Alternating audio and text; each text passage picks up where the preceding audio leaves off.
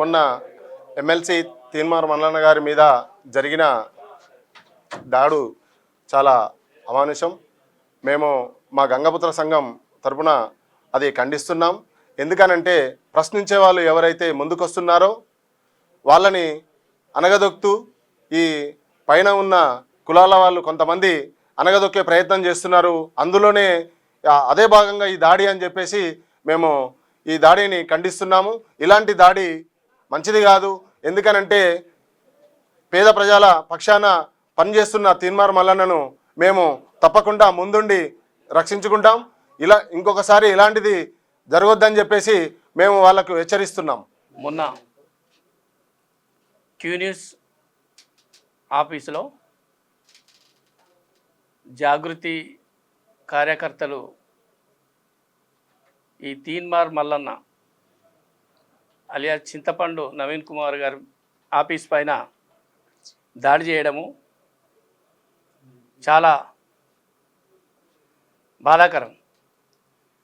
ప్రజా ఉద్యమాలు చేస్తున్నటువంటి ప్రజా సంక్షేమం కోసం, ప్రజల కోసం ఎంతో పోరాటం చేసి ముందున్నటువంటి మా బీసీ నాయకుడు, బీసీల కోసం ఆర్నిశలు కష్టపడుతున్నటువంటి వ్యక్తుల్లో ముందుండి నడిపిస్తున్నటువంటి తీన్మార్ మల్లన్న గారి పైన తన ఆఫీస్కి వచ్చేసి ఇలా దౌర్జన్యం చేయడము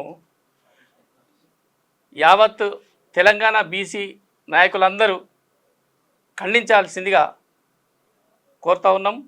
ముఖ్యంగా బీసీ నాయకులు ఈ 78 సంవత్సరాలుగా స్వతంత్ర భారతదేశం వచ్చినప్పటి నుండి వెనుకబడే ఉన్నారు. వారిని ముందుకు తీసుకెళ్ళడానికి ఎంతమంది వచ్చినా కూడా వాళ్ళని అగ్ర వర్ణాలు, అగ్ర కులాలు అనగదొక్కుతున్నారు.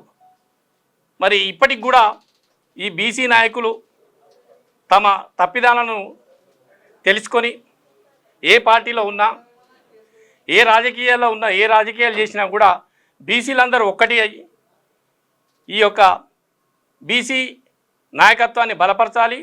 రాబోయే కాలంలో బీసీ నాయకత్వాన్ని ముందుండి నడిపించాలి.